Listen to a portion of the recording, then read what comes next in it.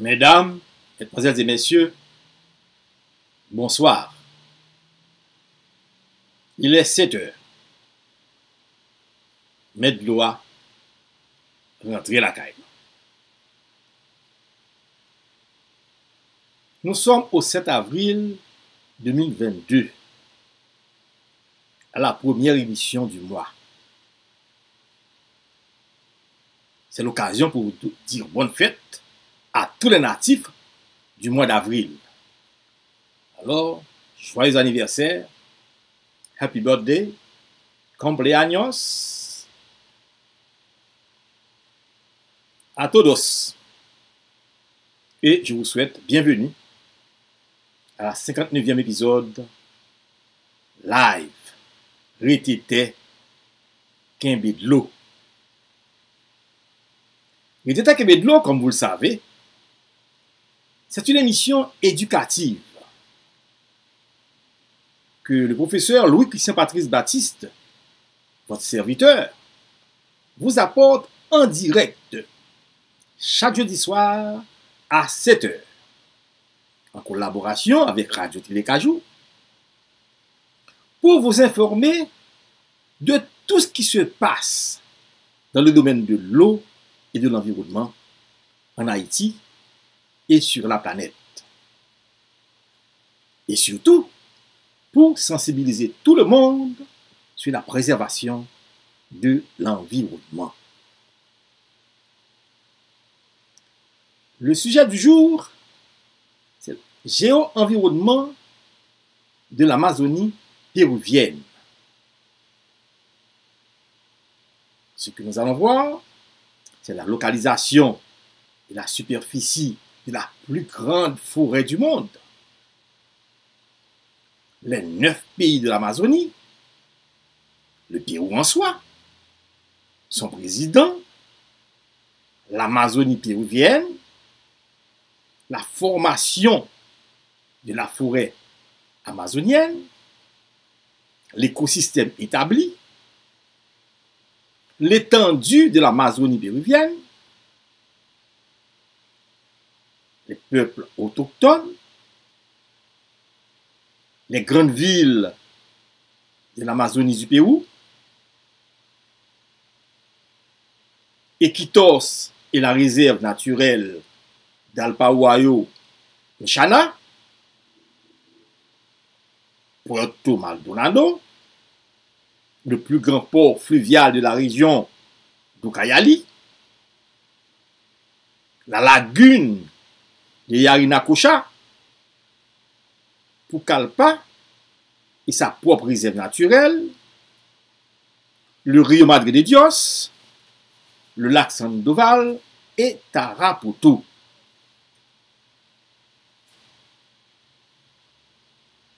Eh bien maintenant, les salutations d'usage, comme vous le savez, tous ceux qui m'écoutent à travers le monde, que ce soit en Afrique, en Allemagne, en France, en Russie, en Turquie, en Chine, au Portugal, aux États-Unis, en Floride, New York, Chicago, Houston, Texas, et même au Canada. Ceux de l'Amérique centrale, Mexique, Salvador, l'Amérique du Sud, la Bolivie, la Colombie, le Venezuela, le Chili, le Brésil. Pour rentrer dans la Caraïbe, la Martinique, la Guadeloupe, la Guyane, Bahamas, Turks Caicos, République Dominicana, Jamaïque et autres. Et nous revenons en Haïti, pour saluer tous ceux qui sont au nord, les 10 départements du pays, le sud, l'Artibonite, le sud-est, le nord-ouest, le nord-est, le plateau central. Eh bien, je vous souhaite à tous bonne écoute. Sans oublier mes étudiants, mes anciens étudiants, qui sont à travers le monde, partout à travers le monde. Bonsoir à tous et bonne écoute.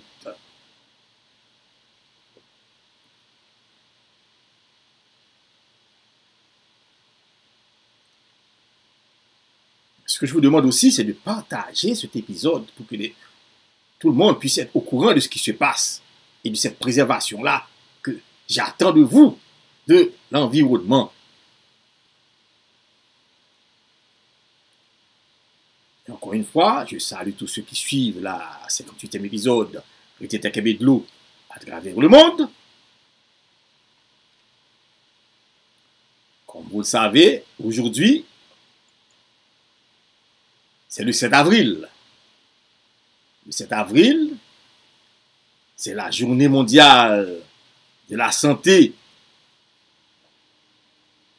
Le thème de cette journée, c'est notre planète, notre santé.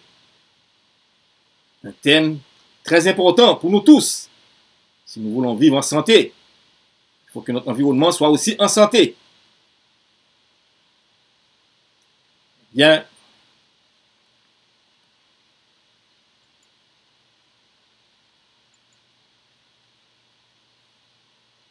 Est-ce que nous sommes capables de repenser un monde où chacun a accès à un air pur, à l'eau et à la nourriture?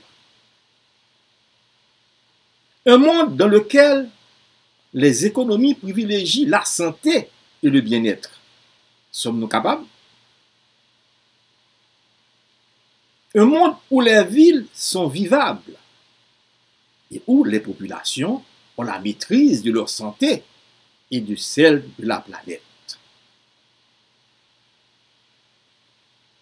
Voilà, en quelque sorte, ce que dit cette journée mondiale de la santé.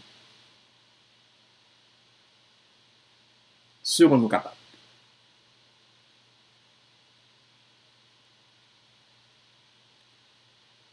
Eh bien, je vous souhaite bonne fête de la santé. Et mettez-vous en santé. Prenez soin de vous.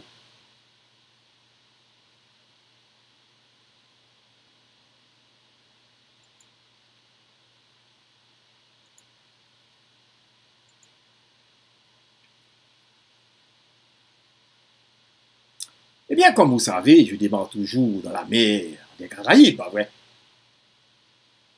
Eh bien, c'est juste pour vous rappeler que Haïti se trouve dans un bassin où il y a une répartition de richesses et que nous autres, nous devons en profiter. Il y a une industrie touristique qui se développe et qui fonctionne à plein temps. Nous devons en profiter.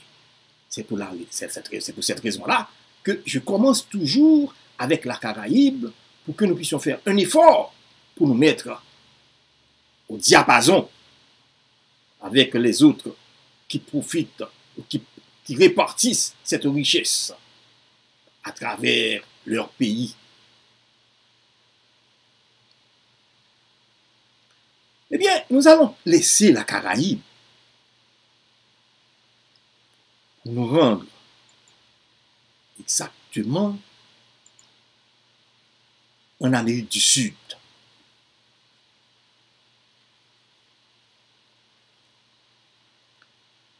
Nous allons nous rendre dans la plus grande forêt du monde. C'est l'Amazonie. Et vous savez, l'Amazonie est située dans l'Amérique du Sud. Nous en avons déjà parlé. Nous y étions. Il y a quelques mois de cela, vrai. Mais comme je vous l'ai déjà dit, l'Amazonie est une région naturelle qui couvre 6,7 millions de kilomètres carrés.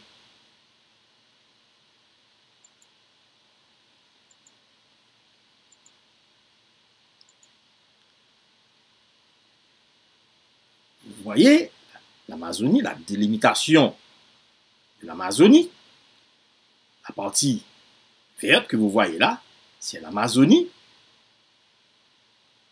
Et vous voyez, ça prend depuis les Andes, que vous voyez la montagne que vous voyez en blanche, de la couleur blanche, à côté du vert que vous voyez là, et ça va, vous voyez là, le contour. Ça, c'est l'Amazonie. Et vous voyez, il y a plusieurs pays qui occupent un espace dans l'Amazonie. Eh bien, l'Amazonie, encore vous voyez cette partie verte, eh bien, vous avez le Brésil qui occupe 63%, le Pérou 10%, la Colombie 7%, le Venezuela 6%, la Bolivie 5,8%, Guyana 3%, Suriname 2%, Équateur 1,5% et Guyane française 1,5%. Mais cette forêt-là que vous voyez là, l'Amazonie, contient près de 390 milliards d'arbres. Et l'Amazonie constitue en quelque sorte le poumon de la planète. Cela veut dire quoi? Nous devons la préserver. Et pourtant, elle est en pleine dégradation.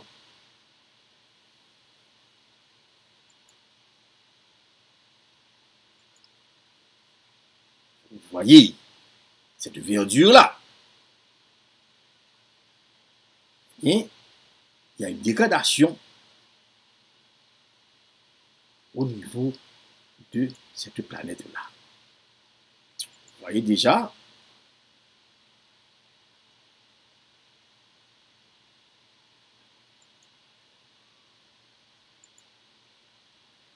il y a des espaces qui sont verts et d'autres, vous voyez, on a déjà commencé à déboiser. Pour les routes, les constructions, etc. Les bâtiments, tout ça. Donc, notre planète est en train de se détruire. Et vous voyez, de 1950, comment ça y teste. Et vous allez passer d'année en année, ça commence à jaunir, comme vous voyez là. Et au fur et à mesure, nous sommes en 2020, vous voyez, l'espace qui reste, l'espace vert qui reste ici. On continue pour voir ce qui se passe au niveau de la planète.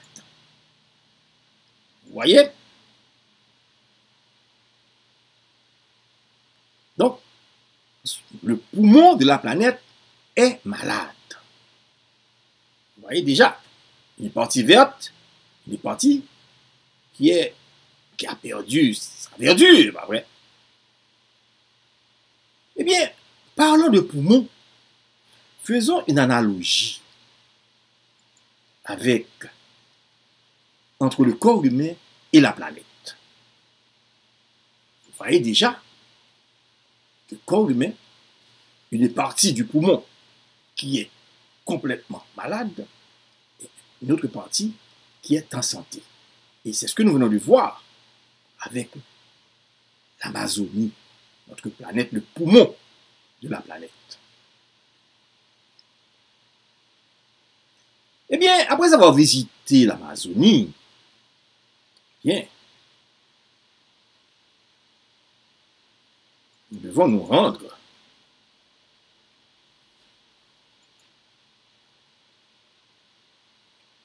Nous avons visité l'Amazonie colombienne, vous vous rappelez, l'Amazonie brésilienne, aussi bien que l'Amazonie bolivienne. Aujourd'hui, nous nous rendons dans l'Amazonie péruvienne. Toujours, comme je vous dis, en Amérique du Sud.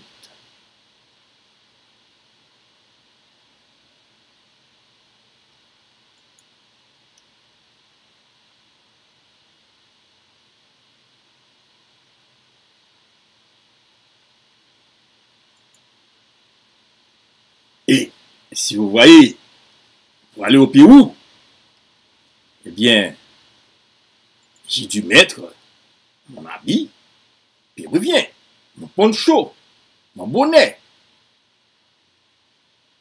Et avec ça, je suis parmi les Péruviens.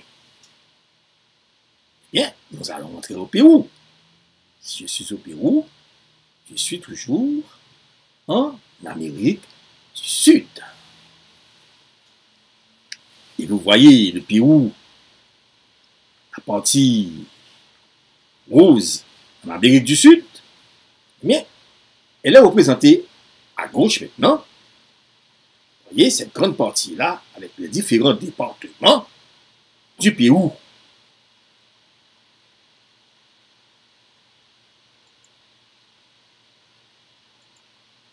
Eh bien, le Pérou,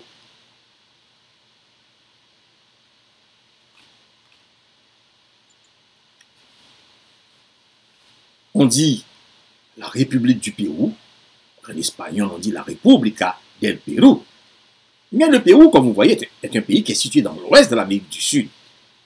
Vous voyez,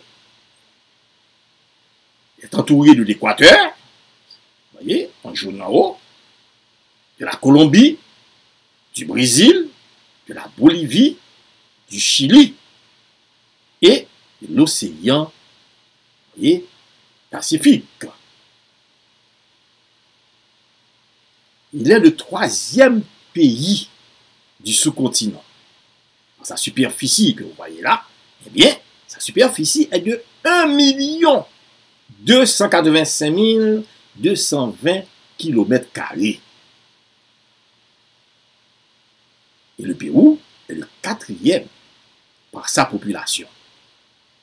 Le Pérou a environ 32 millions d'habitants.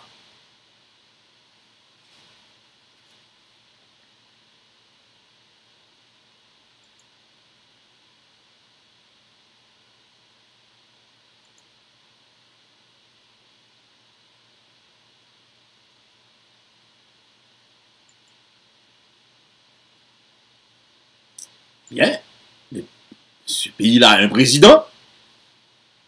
Mais le président, c'est M. Pedro Castillo. C'est un ancien professeur qui est devenu président de la République du Pérou. Quelle est la capitale du Pérou? Comme vous voyez, la capitale, c'est Lima.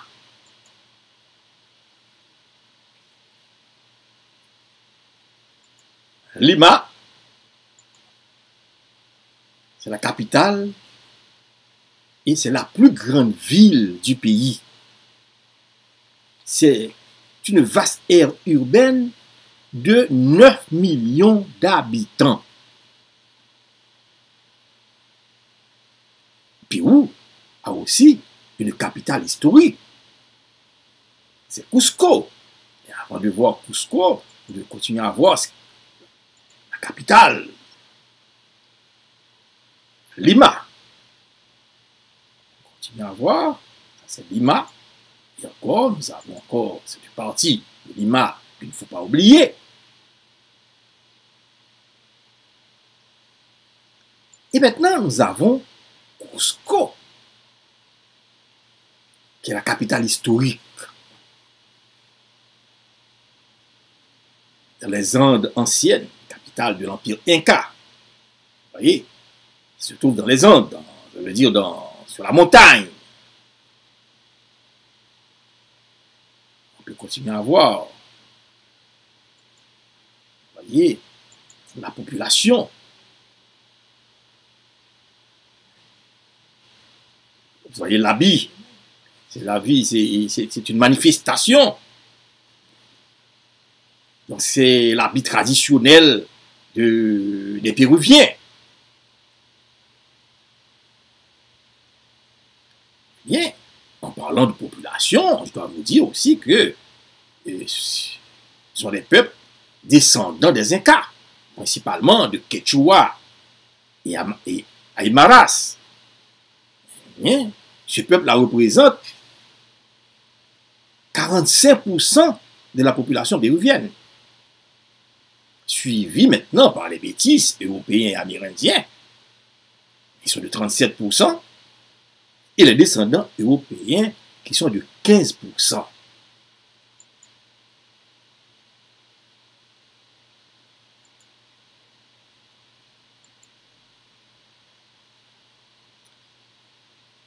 Le Pérou est divisé administrativement en 24 départements. Quand je parle de départements, vous comprenez très bien, parce que nous autres, nous avons 9 départements en Haïti. Voici les départements qui sont là. Mais vous avez, à côté, à droite, c'est le département de Loreto, avec ses différentes provinces. Et à gauche, vous avez les différents départements. Et si vous voyez en haut, à droite, c'est Loreto qui est en bleu. Vous voyez, c'est Loreto qui est représenté à droite là, avec la couleur bleue, jaune, vert, rose et marron là. Et Loreto fait partie de l'Amazonie péruvienne. C'est pourquoi je vous présente la marée de Loreto. Combien de langues parlent les Péruviens? Plusieurs langues, mais ils ont 3 langues officielles. L'espagnol, qui est suivi de Quechua et de l'Aymara.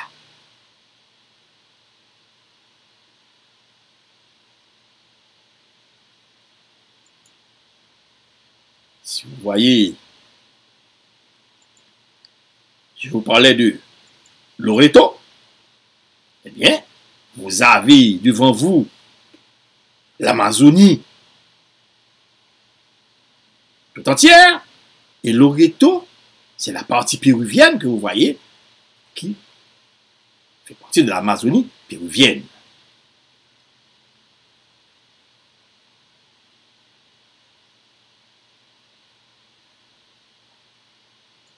Et pour parler de Pérou, il faut que vous sachiez aussi le drapeau péruvien.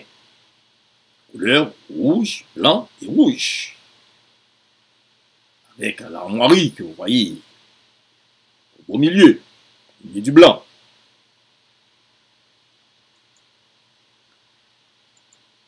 En parlant d'Amazonie, vous devez savoir comment s'est formée la forêt amazonienne, pas vrai? Mais pour vous informer, je dois vous dire que la région amazonienne que vous voyez là était baignée par une mer intérieure.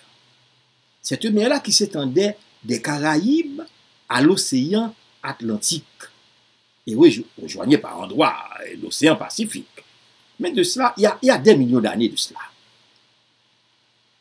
De plus, les montagnes que nous appelons les Andes me sont apparues et que cette mer s'est retirée progressivement vers l'est, pendant qu'une forte érosion sur les Andes a déposé sur la pénéplaine amazonienne d'épaisses alluvions qui, régulièrement arrosées par le climat équatorial, ont permis l'éclosion de cet exceptionnel écosystème.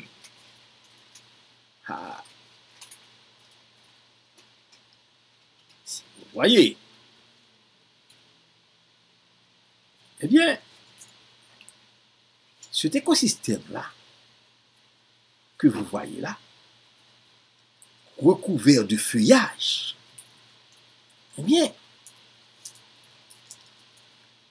il est l'habitat de beaucoup d'animaux à plumes, à poils ou nageoires. Il faut voir ces animaux, il y en a pas mal. Mais vous allez voir, ces animaux vivent en osmose avec la nature. Une nature dense, une nature démesurée, accueillante, indomptable. Mais je dois vous dire, parfois hostile dans cette forêt-là, où presque tous les arbres et plantes en cachent de nombreux autres.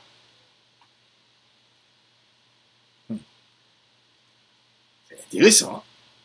Vous voyez pas mal d'animaux.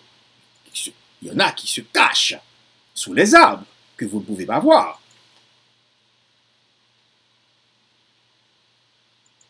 Eh bien, la cime de certains arbres bénéficie d'une importante exposition solaire, comme vous voyez là, au détriment d'autres qui n'arrivent pas à se développer.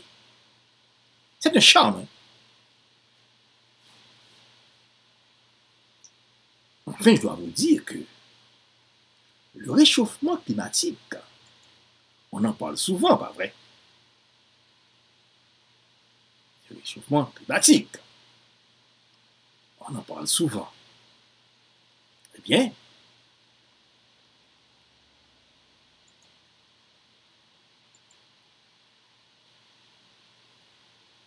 les glaciers andins dans les montagnes, ont commencé à fondre pour donner naissance à d'innombrables cours d'eau que vous voyez là.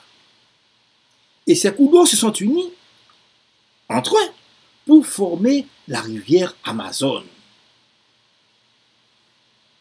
Bien, c'est très intéressant.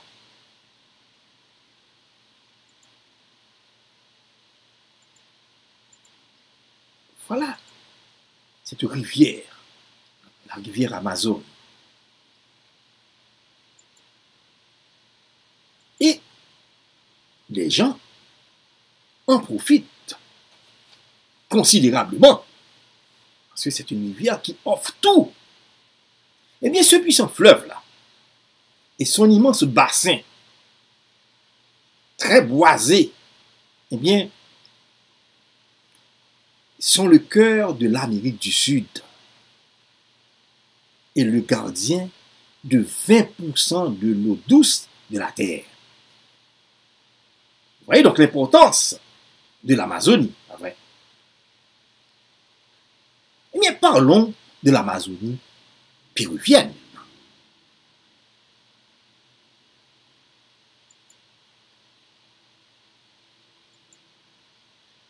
Au Pérou, l'Amazonie est très vaste. Elle représente 60% du territoire péruvien. Il y a des forêts humides, tropicales, dont l'extraordinaire biodiversité est une source de richesse. Vous voyez très bien là. Hein? Eh bien, elle s'étend, nous l'avons déjà vu, des Andes, c'est-à-dire des montagnes, aux frontières du Brésil, de la Bolivie, de l'Équateur et de la Colombie. Cette étendue-là est généralement divisée en deux régions écologiques. Il y a la jungle des basses terres, ce que vous voyez devant vous, voyez, et la jungle des hautes terres. Ici, la jungle des hautes terres. Eh bien, il y a deux portes principales. Il y a Iquitos et Puerto Maldonado. Ces deux ports-là, nous allons les visiter. Nous allons visiter Iquitos et nous allons visiter Puerto Maldonado.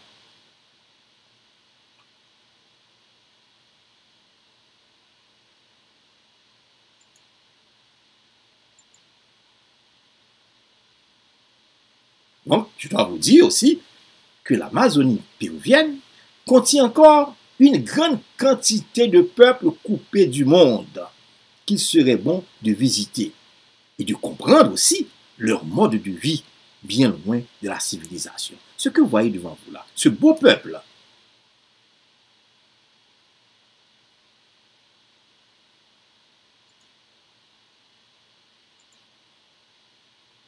vous voyez, on ne peut pas cueillir. Hein?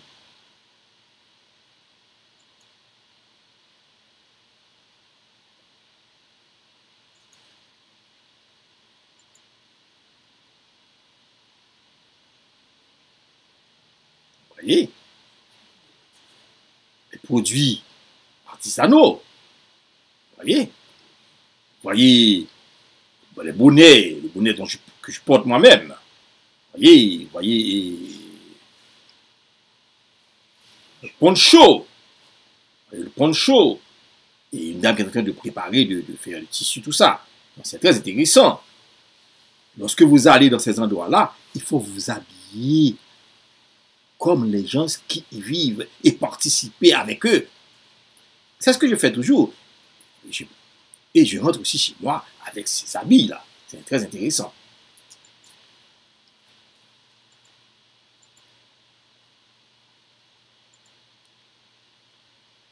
Vous voyez, l'artisanat. Toujours des produits. Vous voyez.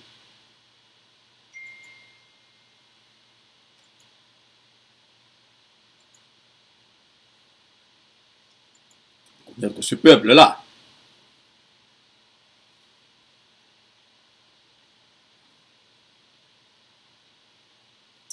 Eh bien, maintenant, nous allons voir les grandes villes de l'Amazonie péruvienne. Je dois vous dire, si vous voulez vivre quelques jours au sein des poumons de la planète, je vous invite à faire une petite promenade près du fleuve Amazone, où se trouve Iquitos. Et nous allons à Iquitos.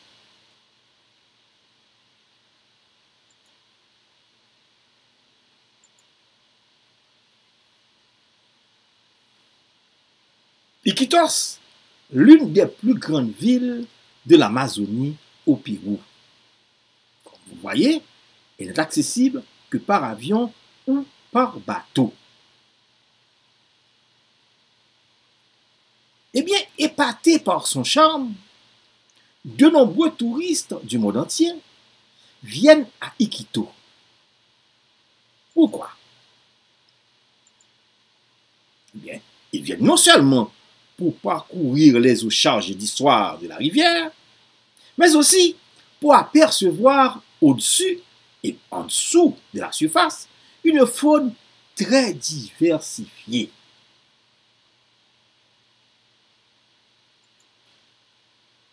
Nous sommes toujours à Iquitos.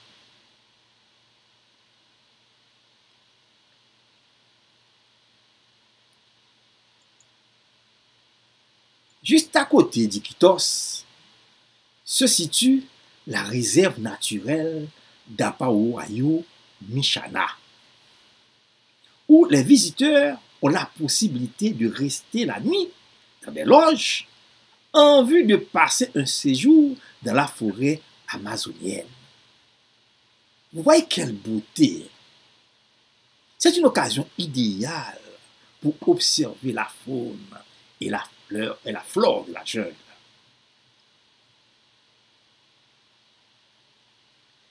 Eh bien, Iquitos, que vous voyez là, est fondé en 1757 au nord-est du Pérou. C'est la capitale de la région Loreto, je vous parlais.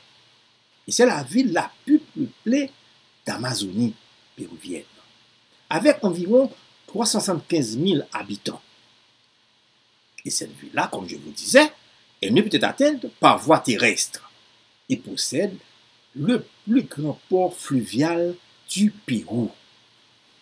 Eh bien, Iquitos communique avec d'autres villes amazoniennes très importantes comme Leticia de la Colombie et plusieurs villes brésiliennes comme Manaus et Belém pour atteindre l'océan Atlantique.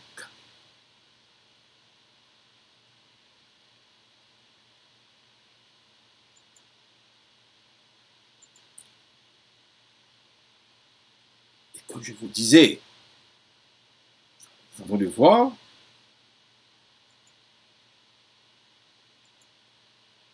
réserve Apaoayo Michana, la réserve nationale,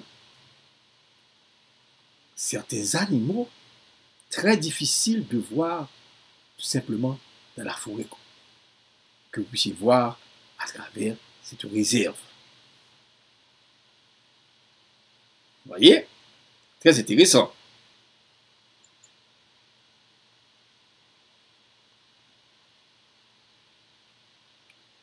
D'autre part, je dois vous dire, si vous êtes très courageux, comme certains explorateurs,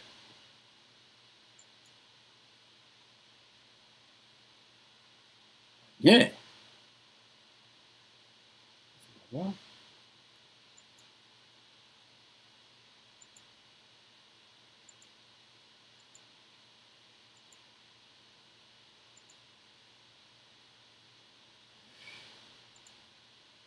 voilà, eh bien, on peut se rendre à Maldonado, Puerto Maldonado. Là, que vous allez dans la forêt, il faut transférer, pardon, à Puerto Maldonado. C'est une autre ville en plein cœur de l'Amazonie. Et comme Pucallpa. Vous savez, maintenant, voir Pucallpa, qui est l'autre ville en plein cœur d'Amazonie à partir du port Maldonado. Et Pucallpa, vous savez ce que ça veut dire, Pucallpa, en langue quechua. Eh bien, Pucallpa veut dire terre rouge, c'est-à-dire la terre rouge.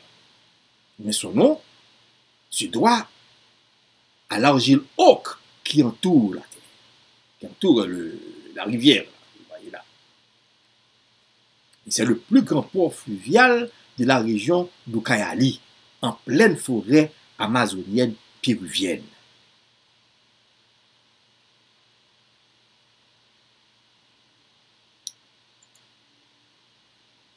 Nous sommes toujours à Pucallpa. C'est Pucallpa.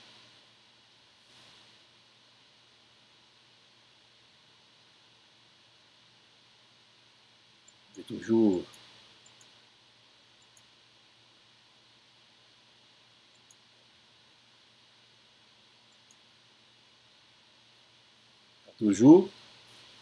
Pucallpa. Ok, nous sommes toujours à Pucallpa.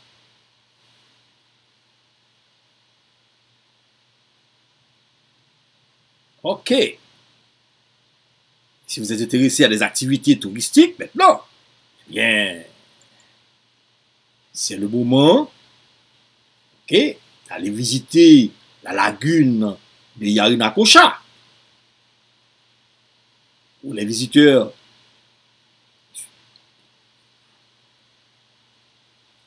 se retrouvent pour des activités nautiques par exemple.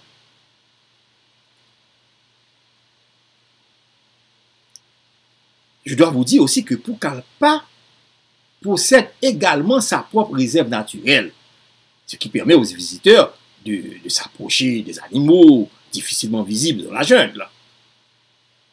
J'avais oublié de vous le dire. On peut continuer.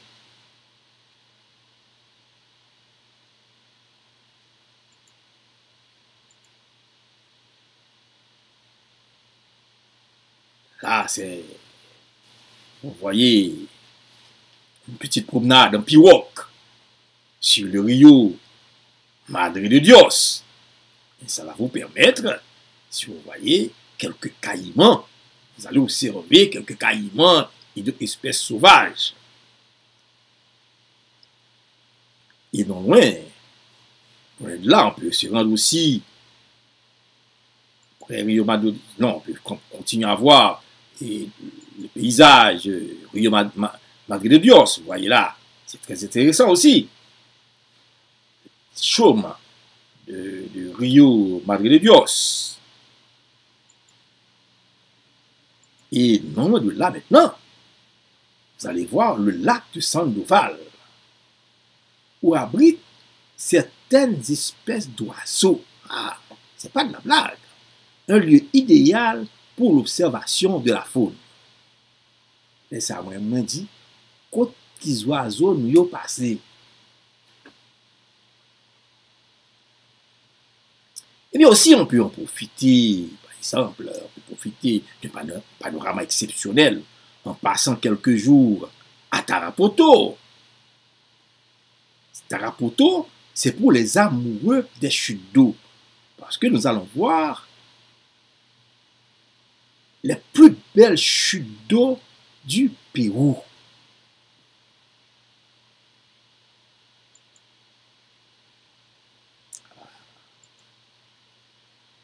Là, nous sommes toujours près du lac Sandoval. Vous voyez?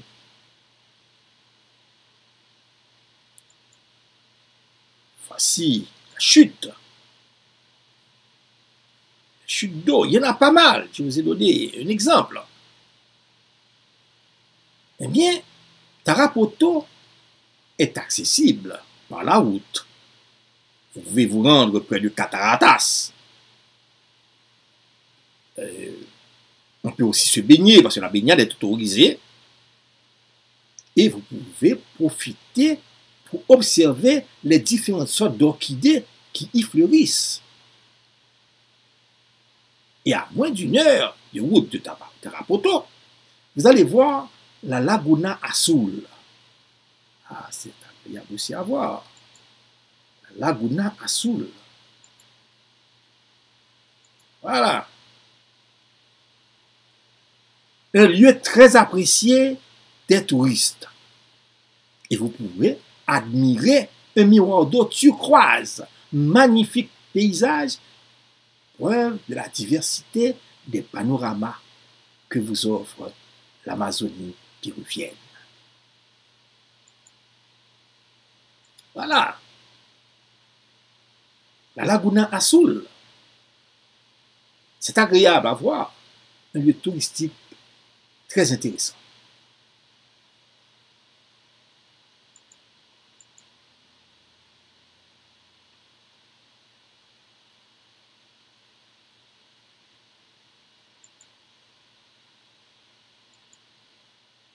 Si vous voyez ça, comme ça se fait là, dans l'Amazonie Pérou, fait me songer longtemps.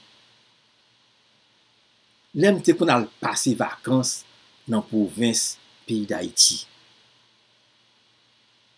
Nous qu'on a baigné dans la rivière. Nous avons une belle rivière. Mais côté yo. Nous qu'on a promené dans le bois.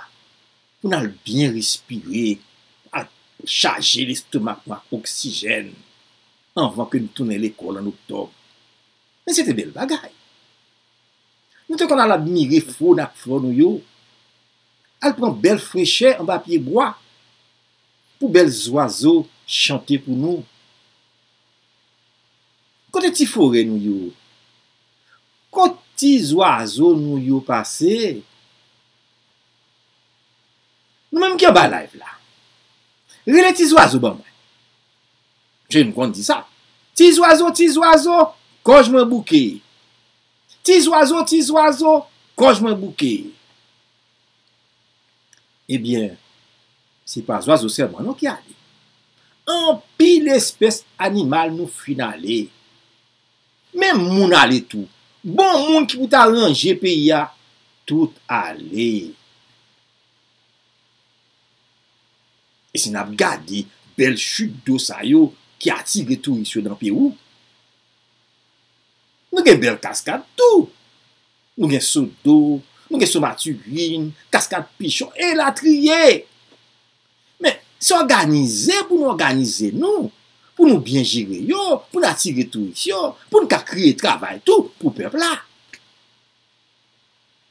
Nous avons une série de lacs qui nous devons mettre en valeur pour attirer les touristes. Qui ça nous fait de lac nous yo? Mes amis, nous avons pile richesse, oui, cap gaspille. On refait pays avec. On sauve forêt des pins. Pas la visite. Pic Macaya et la trier. C'est pour mon pays d'Haïti. Et c'est le levier développement touristique là, oui. On protège les paysages et mettez tout monument qui dans voisinage en valeur. Laisse ça. N'a encouragé touristes écologiques yo et ou t'a passé ouais nous tout. Même gens dans bassin Caraïbes là, même gens dans toute Amérique du Sud là, tu vois ça que m'a fait là, c'est pour nous ouais, c'est pour nous gagner ambition, pour nous faire tourisme venir na nous tout, pour nous changer bagay yo, pour mettre sécurité dans le pays pour que le pays reprenne vitesse li, de croisière li pour continuer ou du moins pour retourner gens en ventillé, il était jam, c'est un pile touriste qui est dans le pays d'Haïti. Eh bien, on mettait tête ensemble pour que ça arrive.